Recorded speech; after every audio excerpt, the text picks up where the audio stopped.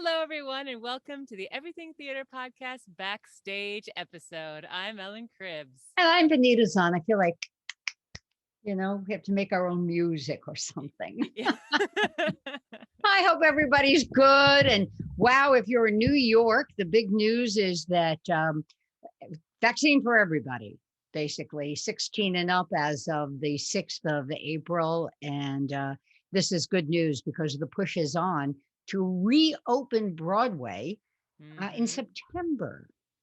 Are you believing it, Ellen? I I think some of our guests have expressed that it will be a slow reopen. It's not like all of a sudden all the Broadway shows are going to be open and you can go to TKTS and pick, from 15 different shows. I think it's going to be maybe 3 or 4 or 5 shows are open in September, and then it'll I kind of go sus- from there. Yeah, and don't you think it'll be the smaller shows? Yeah, I think so. Yeah, You know, the more for intimate listen, ones. they still have Straight to plays. figure it. I'm sorry? I was gonna say straight plays for sure. Yeah. Musicals maybe a little longer. And they still have to figure out that whole plan of taking temperatures before somebody comes in. And, taking your temperature is no guarantee that you don't have COVID. Let's Right. be clear.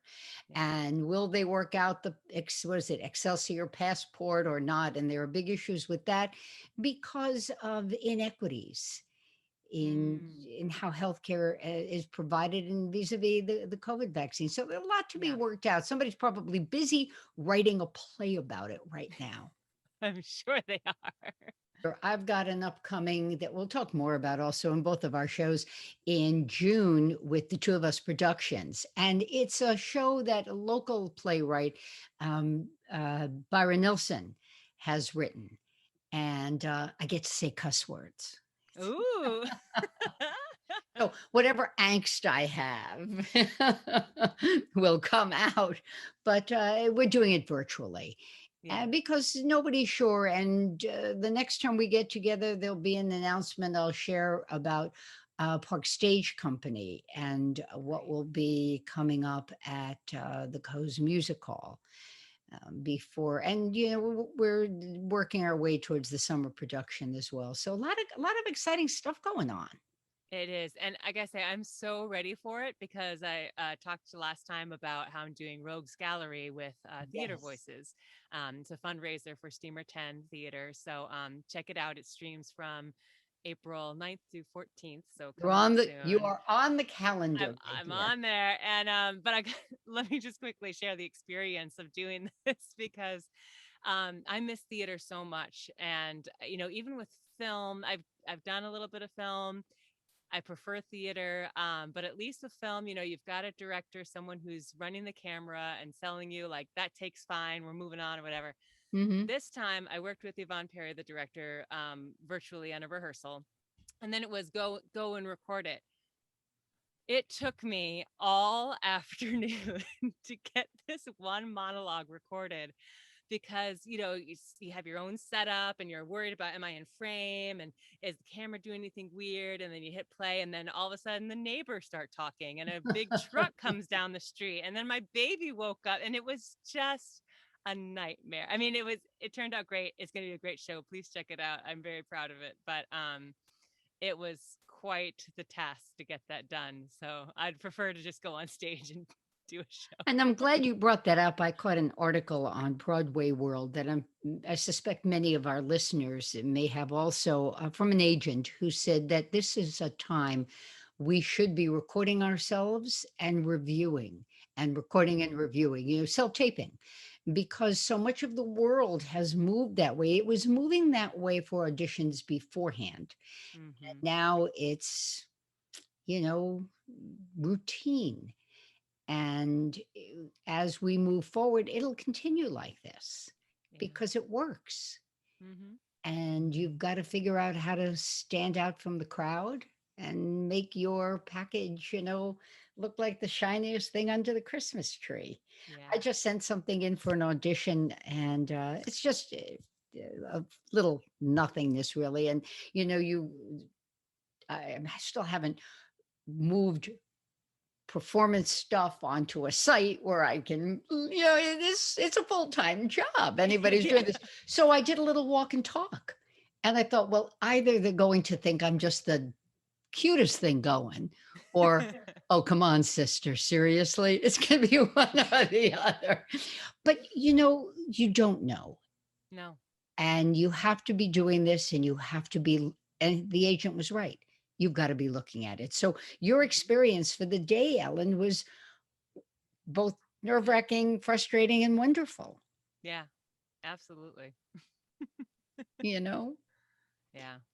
So anyway, lots of good stuff. I saw Berkshire Theater Festival listed its new schedule. And so they're flying as best they can. And I'm wondering if anybody saw any of the Let's Get Broadway Back on the Stage performance. I believe there have been two now in New York City. And Mhm. Ellen and I, we reached out to the governor's office, but I guess he's just too busy fending off accusations because they were just not ready to share with us or provide us with anybody with, come on, gang. Yeah. I thought you wanted to partner with theater. Mhm. Okay, that's my political statement. But yeah, but but I do feel positive about recently the news of more things looking like it's moving forward. Yeah. It's encouraging.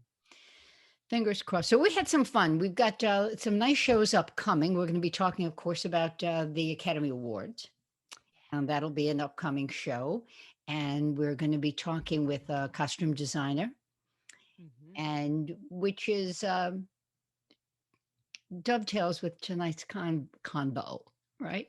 Yes, you posed the great question last time of favorite slash least favorite costume, whether you've ever bought or stolen a costume from a run, and any costume malfunctions that have happened. You've got to start with Kelly Lavanders. Do you have hers up there? Yeah, I do. You've Yeah, got to this is, start with that. and I know Kelly, I can't believe I have never heard this story. She said, I never stole a costume, but when I was wearing Bernadette Peters' costume from Into the Woods, the theater had rented them. The tag fell off one of them, and I kept it, and it's in my wallet to this day for good luck. Not like she kept the costume, just the tag. Just the tag. I mean, I it's just think, Bernadette's tag. but don't you think that's so sweet? It's Yeah, like having a lucky rabbit's foot.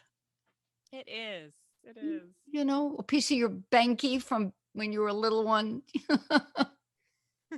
I just love it. Laura Mills says my Mrs. Potts costume was too wide to fit through doorways. So I literally stayed on stage the entire show. I hid in a round corridor during Gaston and had to squeeze to the side for actors to file through to make their entrances. God bless you. I would have needed a diaper. I Yeah, mean, how do you make it through the whole show without, a little potty break? I know. And I think it would get so tired just standing there in that huge costume. What a trooper. Oh my gosh. Oh my gosh. Okay, next we have Casey said I had to do a backhand spring to a split in a can skirt across the stage. I went down into the split from the handspring and heard what was clearly the sound of the can boot heel ripping the back of the skirt. I did the rest of the 11-minute can number, not sure if everyone could see my butt from the rip in my skirt. My pink ruffled panty shorts were indeed out to play. It was hilarious. And if anybody knows Cassie, she's a wonderful, wonderful gymnast. I mean, Yeah. delightful to work with on stage. And her tumbling, is just spectacular. So can you just see it? I could just see that moment, Ellen? Oh my gosh, And then when you would absolutely. feel it go, and then the twinkle in the eye. Yeah. I mean, I had a similar, well, I'll kind of share my malfunction story here. I was doing a production of Emma, and we were all in all these empire cut dresses as they wore in Austin's time. And pretty much all that holds those dresses together are like three clasps in the back. And then the rest of it's just loose hanging from, under your boobs, under. And it was a show where no one ever left the stage. So I was standing on the back, because it was like an ensemble show. And all of a sudden, I just moved my shoulder in the perfect way that all three clasps just went poof, No. and the entire dress had no support. And I managed to shove my arms down so that I was holding it up with my arms. It was tucked under my armpits. And then I had to kind of skirt over to someone else as the play is going on in front of me and just whisper, "Can you find a way to fix this?" And luckily they found a way to just kind of get it to hold on. And oh, I don't think, they say you put, like pain out of mind. I don't recall a malfunction. I'm sure I've had one, but I was in high school and we were doing Good News, and the director put me in the wildest dress. It's set in the 20s, and it was like a spaghetti strap with a black spaghetti straps with a black strap across the top, and that was it. Just the band around there, and then the rest was mylar, pieces of mylar hanging down. I was like the funhouse mirror, I guess. It's. Oh, and it was one of those, I was a senior in high school and everything, then life that could be wrong was. mm-hmm, And then mm-hmm. he put me in that dress. It just topped it all off. But I did wear a beautiful little fur jacket to stand on stage and sing the signature number, Good News, with the Ah. spotlight. And I think if I had had any doubt about stage, I was ruined forever. So it was both the best and the worst of costumes in that. Mm-hmm. Lita Carbone says that when she was in college, she was in a show called Dearly Departed, very, very funny, and wore these dress pants that were low rise for the ending funeral scene. And she had to leap and jump into the arms of her stage husband. He would catch her midair, and she had to wrap her legs around his waist as he proceeded to carry her off stage. Well, it was a thrust style stage, so one side of the audience got to see her butt crack the whole run of the show. She had no idea until a friend told her, and she wondered why there was such a mixed reaction in the audience every night that part of the scene took place. I wonder. Oh, a little too much. But Lita, now bodysuit, Yeah, bodysuit. bodysuit. It's all about the undergarments, I feel. A lot of Isn't these it stories though? show. Yeah. Yeah. See, Don Peterson says, I was playing multiple roles in a Civil War drama in an outdoor amphitheater. This may be hard to believe, but I got my costumes 15 minutes after the show began opening night. The costumer pulled up to the stage door, dropped the costumes off, and then left. It's a good thing it fit Don, Yeah. because he could have been with butt crack the whole time too. Bad stuff. Zach Serrata says that he was cast in a college production of Cloud Nine as Kathy, a little girl who's explicitly supposed to be played by a man. The costumers took a very hands-on approach to designing for the show. They interviewed each cast member to see how they felt and what they felt their characters should wear. And we came up with a tiny lime green strap dress with pink trim and a mess of pink tulle underneath. The whole thing was custom made, since I was way too big to fit into anything they had in the shop. To complete the look, the costumers fitted me with a pair of custom made, oversized rumba panties.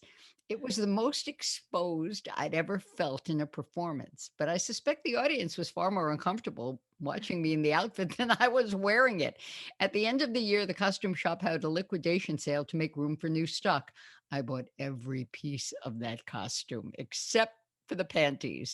That green dress hangs patiently in a closet, waiting for an occasion where its use would be even remotely appropriate.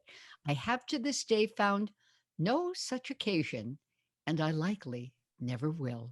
That's great. Zach, I got to tell you, that is one of those things you really should just send in to the New York Times or the New Yorker from one of those columns. That's just, don't you just love it? And now we all know I where to love it. borrow that dress. We do. We do. And I really love how he said that the costumer sat down with everybody and I mean, that's not something that happens. I've never No, had that experience. I don't know about you, never.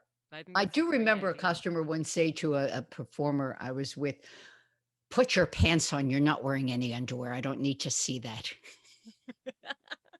He was just standing there and ready to drop trout naked as a jaybird. And poor dear. And she didn't, she took no guff, but gone. The thing, I don't remember much else about time in that costume shop, but oh Lord. Oh, costumers. I love them so And we're much. going to be talking with Kitty Macy, who's Yeah. the costume designer for State University College at Oswego and has done, yeah, that's the day job, and so much more. So I'm sure she's got myriad stories. I'm sure. I'm sure it's very different from that side of the perspective. Let's see. Our lovely Yvonne Perry says dress rehearsal with a 5-foot train with slippery sequins sewn in the hem and blocking that required me to back up for an exit. Yep, fell on my ass. Both costume and blocking were changed before opening. And then a break in taping for a boom shadow while trying to shoot a love scene on a bearskin rug. As a lighting designer adjusted the beam onto me, the sheet slipped. Full boob flash. He froze. Awkward. Truly anything that can happen will. Hmm. And I think about some of the things I've worn that didn't go south. And I guess I must have just, paid the gods of theater, don't you think? And you're same with you? Yeah, yeah. Let's see. Susie Morstein says, I played Elmo for a Christmas party. The theater was hired to provide entertainment. A tiny little guy ran at me and grabbed my knees, so excited to see Elmo. Well, Elmo's head fell off and rolled down the hall.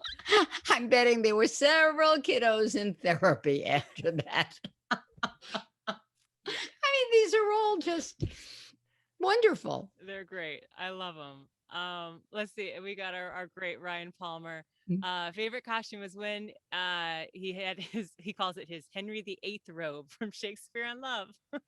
It was this huge, gorgeous thing. I know he was sweating buckets in it, but it was Yeah. gorgeous. And then he said, when I was in high school doing Once Upon a Mattress, I played the king and had a very long cape. During one performance, I was right in front of the music director in the middle of a number, and my cape went right over her face, scattered her music, and sent the baton flying. The cape was then taken. Not No safe at capes. any speed, that cape. No. I'm thinking there's a book here, Ellen. You Oh, yeah, Truly. Let's absolutely. see. Evan Jones says, least favorite costume was my costume from Cat on the Hot Tin Roof. I didn't think there was that much clothing in that. But anyhow, my suit was many sizes too large and I was swimming in it. Looked terrible. I asked, why were we using it instead of the blue suit I had tried on, which was a perfect fit? And the director thought it was funny for Gooper to be in an ill fitting suit. Cat on the Hot Tin Roof isn't funny. Cooper's a wealthy lawyer. This is the most important day of his life, and his wife would never allow him to wear an ill fitting suit. But the director and costume designer liked the ill fitting suit. So I wore it. And Ervin, you've got to like DM us. Did you ever work with that director again? Yeah. I mean, that's an awkward situation. I think your clothing is such a big part of your character. So if you feel off in your clothes, then Yeah, I don't think I've ever been in that situation, but I don't know. That would be awkward. I was once. I felt that I was very poorly outfitted. Mm, Um, had to do a lot of it was a lot of gnashing of teeth. yeah, You it know, happens. it Yeah. happens. You put it out of mind. And here's another one. John Romeo says, a couple of decades ago, I was playing a character that was childish. So the designer put me in a costume that was a baby bassinet and put me on roller skates. Stupid idea that didn't work. I can't imagine John Romeo. No, that makes it even funnier for those of you who know John. Yeah, I think he was not amused. Let's see. Sean says, I was in an original production where part of the concept was that we were characters cut out of paper. To fit the style, our costumes were all made of Tyvek. It was a cool concept, but without fail, I would tear my overalls wide open every night while getting into a Captain Morgan type stance. Oh, can you just see that? Talk about shiver me timbers. On about the third night, I learned not to wear bright colored underwear. Mm. All about the underwear. It really is. Um, let's see, Kathleen Carey says, my first show at the theater barn, Boy Gets Girl. I had 18 quick changes, and we Mm. spent a morning of rehearsals just on the quick changes. And then her favorite costume, she says, was from a Spring Awakening from the great Lynn Roblin. It was a magnetized bodice, and it was badass. Oh, yeah. Yeah.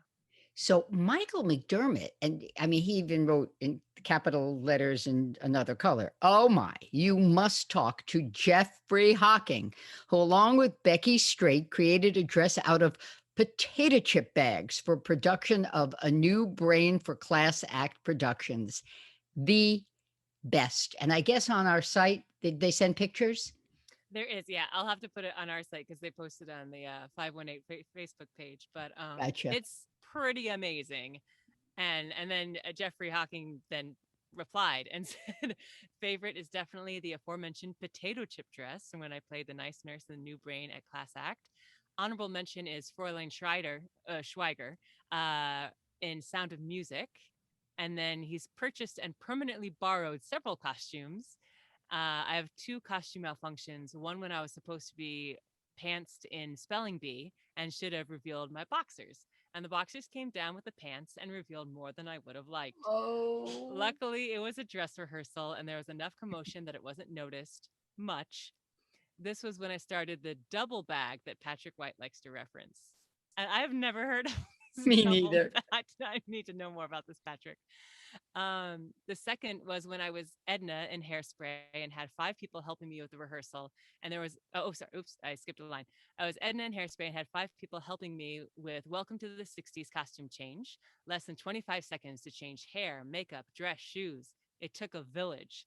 The lovely girl helping with my left shoe guided my foot in, but because we were in such a flurry of activity, I didn't realize that my pinky toe did not make it in the shoe with the other Oh. four. It was bent at a 90-degree angle and sticking straight up and out of my size 16 3-inch Mary Janes.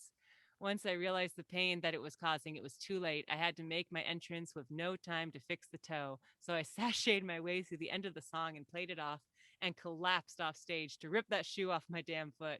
I survived. It wasn't broken, but it hurt like a mother trucker. This is where you play the what I did for love. What I did for Oh goodness. love. Corey Whalen. Let's and I have to just decide one some of the best dresses I ever wore was in a show that I did with Corey a few lifetimes ago. We did Follies. Mm. And oh, I played, oh, come on. The sun comes up. I think, why can't I think of the character's name? Not I Phyllis, the can't other think of one. their names. Um, and she played the young. Somebody's going to listen to this and go, Benita, you do this every show. I always go up on a name. When I play that radio game, with one of the radio stations, you've got to pick they give you clues and who's the actor. I'll tell you everything about the actor. I just can't tell you the name, but I'm I good think with I the know. ages. I win when it comes to the ages. Sally. There we go. It was Sally. That's who I played. And Corey was young Sally. So Corey says, this is a topic that's near and dear to my heart as she was raised by, and I'm biased, the world's best costume designer. Her mom is a fabulous costume designer. Corey says, my favorite costume, this is tough, but I think it would be my Mrs. Anna costumes when I did The King and I with the family players of Northeastern New York. They were all so stunning, right down to the undergarments. I never had to steal a costume because mom had access to everything after the show. But time passes and things walk. I know other people are stealing costumes because things that were made for me are no longer in the Slock costume collection. I did not take my clothes from there. Okay, I promise you. There was this beautiful blue sequin gown. But as far as malfunctions go, during Little Me, I had a quick change in a pin spot while the crew held a fur pelt in front of me, and I gave a little monologue while the change happened. Well, one night the zipper in my very tight, very low cut dress failed, and Connie, her mom, now you all know the rest of the story there, whispered to me it was busted. I backed up to the curtain while singing Other Side of the Tracks while she pinned me up the back. We made it work, but it was insane. And only I think if your mom, look, every trust is so big on stage. Mm, But I think it's that little extra trust in that case. You knew it was mom and she wasn't going to let you down. yeah, she wasn't gonna let your clothes fall off on stage. I just say one of the biggest costume malfunctions I've seen on stage. It actually worked so best. It was in the 39 Steps, which is such a crazy show. Hmm. And there was a guy, one of the clowns who play multiple roles. He was dressed as this Highland woman hotel owner and had this, plaid skirt and was ridiculous over the top character. And of course, a male actor playing this female woman. And in the scene, just his skirt just went straight off, and like he was left in his like little shorts or whatever he had under. It brought the house down. Everybody thought it was part of the show, but it was. I love shows like that where mistakes just work their way in. Yeah. Yep. Let's see. Danielle O'Brien has another blooper. She says the King and I, after Western People Funny, where all of the Siamese wives are trying hoop skirts on for the first time. They get frightened away and run. As I ran off stage, exactly where I was blocked to, downstage to the King and Anna, I tripped on my skirt, fell face down, and the hoop skirt flipped over my head. I looked up, screamed again, and ran off stage. Oh, and she was okay. That's the important thing. I mean, we Hmm. could just keep going. Let's see, Pat Riley. A lot of folks in the 518 know Pat, and she's just delightful. I think she's been on every stage locally. Favorite Vanessa's dance with the fitted bodice and swirly feather trimmed skirt, the dress in Follies at the Palace in Albany. That was, oh, so many. I mean, it's before I even got to town, and I've been Hmm. here. I joke, three hair colors, two husbands, but that was everybody who is everybody was in that show. Or Mm. maybe she says the sparkly silver gown and pipe cleaner crown as fairy godmother in Cinderella at Albany Civic Theater. The worst anytime I was trying to costume 100 kids with the budget of $39. Yeah. What do you do? I think that's where you get a lot of pillowcases Yeah. and you draw on them and you make the costumes. Hmm. And raid the kids' closets from home. There you go. Let's see, we got Jane Robertson Trubig said, I ended up with a lot of shoes from various shows. As a dancer, the shoes were usually yours to keep. The one show I wished I could have kept the shoes from was Hell's a Poppin'. We were planning to come in and open in New York City, so when we closed in Boston, I decided to be a good girl and not take the shoes, although we knew our New York opening was a little iffy. Turned out we didn't open, and it became a court battle between Alexander Cohen, producer, and Jerry Lewis. As chorus equity deputy, I was called on to testify, and my union logbook was kept as evidence. But I wish I had gotten the shoes. Jane, I, our heart is with you. Life short, take the shoes. Take the shoes. I've stolen, well, not stolen the shoes. I had a great pair of shoes that were saddle shoe high heels, and I love Mm. saddle shoes. So the fact they were high heels were great. And again, it was in that same production of 39 Steps. And immediately I saw them. I said, I'm going to buy these at the end of the run. Well, we had a very long run. Those shoes were scuffed to pieces by the end. And so the customer said, Great, you want the shoes? I said, Actually, can you just tell me where you got them? I'm going to buy some new shoes. I went out and And bought new ones. did you? You did buy them. Hmm. Nice, nice.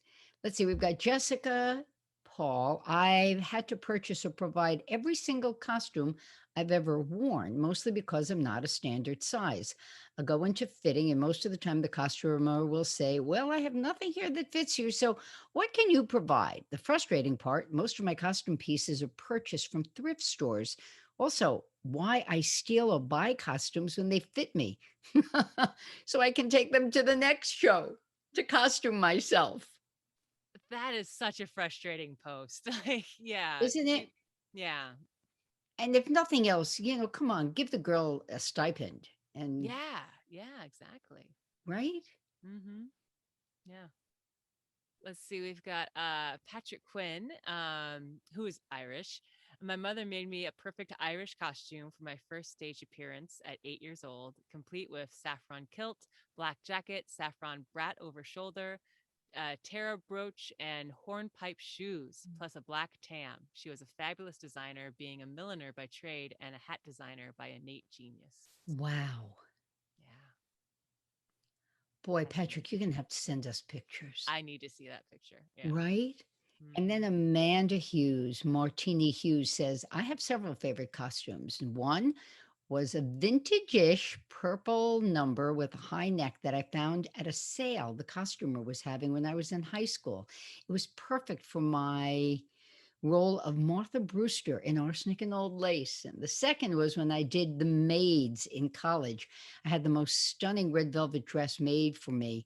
It fit me like a glove and felt so special in many ways. Thank you, Karen Mason. Now, the maids, I think, is written by the same person who wrote by Genet, right? Who did the balcony?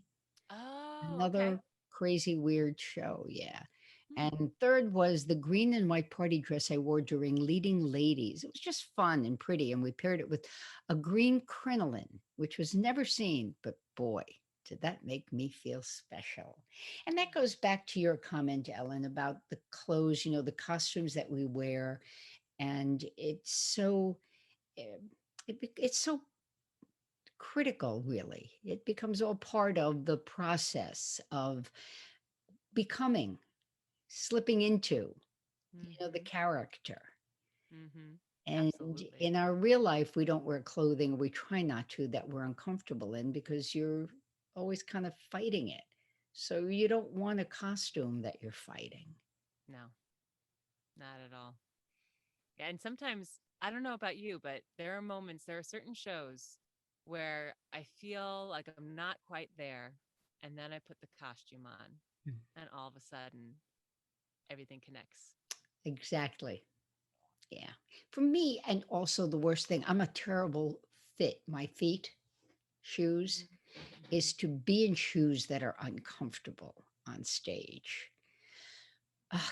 You know, it's, who was it who Yeah. said, his toe got stuck out, but that you feel every night feels like that, Mm-hmm. and I you, I say I have a pair of black boots that I think have been in about a dozen shows with me. I just keep bringing them from show to show, being like, I have these boots. Do you like them? Because they're so comfortable and they are high heel, but I can run in them and they're just amazing. And they're on their last legs. It's very sad. I don't know how much life they have left, but they're special performance yeah. boots.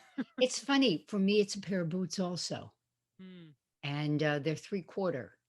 I've already had them rehealed. They're about to be resoled, and same kind of thing. They just fit, and you trust. When you literally you're on your feet, you want to Mm-hmm. trust that. Yeah. So I'm wondering, as we're going forward, you talked about your performance for Theater Voices, and I referenced the agent who says, practice, practice, practice. You're taping. Let maybe gang. How about we talk about that next time and throw it out as a question? Did you have to learn how to do this, and how has that been going, and what have you bought, and how are you making it work? There's a Yeah. lot to share and unpack here. There is a lot because everybody's got their own kind of setup, and I'm sure that mine could be way better. I'd love to hear what other people are doing. I usually have another light, but I moved it in the other room. We Mm. had a family Zoom the other day, and I sat there and went, hmm. So you come back. So I've got this little light that I clip on to Mm-hmm. the computer. That's, I guess, what that's like my key light, right? Let me Ah. ignore it, see? And I can, you change the color. Oops, Mm-hmm. maybe this was a better, maybe would that have been a better color tonight? It's a little bright.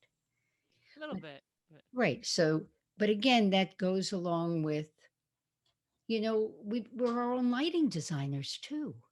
yeah. Lighting, sound, background, all those things. It took me about half an hour to reorganize my bookcase because I did it in front of my books. And so it was all like, okay, what's in the shot, what's not. And I thought I had got it perfect. And then I watched it back and realized some titles were visible that I was like, I was trying to hide those, but oh well. you know, it's it's a lot to think about. We've redone what's behind me. I mean, this is good. And I Mm, think, you know what, I could have made it more, lined it up more, but this is life. yeah. So some people choose ain't nothing going on in the background, and others, I don't know, is it you don't want to know what looks over there. But from here over, we're okay. Yep. Yeah. So yeah, let's talk about that. Sounds great. I Hey, like it. okay, good. And I wonder if anybody's got a green screen they've put in. I bet. I bet there are green screens. I want to know. I'm going to come. I'll pay you. I'll bring coffee. Can you just see Ellen and I standing out there? Mrs. McGillicuddy, can we come and use your green screen? Really need one. Oh, goodness. Well, I hope everybody who celebrated Passover had a wonderful, happy holiday. For everyone who's going to celebrate Easter, I wish you a very happy, healthy holiday. May it be a blessed time for all. Mm-hmm. And a beginning of things turning around. Let's hope. Amen. Yeah. Yeah. Mm. So up next is we'll be talking with our costume designer, right? Yeah. Katie Macy's our next one up. So we Next got a one up. lot. We got a lot in the hopper, kids. We do. And yeah, and as Benita said, will be our next guest. So, like a month from now, right before the Oscars, we'll be talking to someone who knows the movies. And so, if you want to watch the nominees and tune into that episode, I need to watch all of it. I haven't seen a single movie that was nominated because I didn't go to the theaters. I didn't hear about what movies are out. I'm out of the loop this I year. know. Same Yeah. here. I mean, I'm pretty good with all the Netflix stuff and Amazon Prime shows, and we got a lot to talk about. We do. All right. Well, thanks everybody for tuning in, and we'll catch you next time. Yeah, can't wait to hear your responses. Take care. I'm Benita Zahn. And I'm Ellen Cribbs.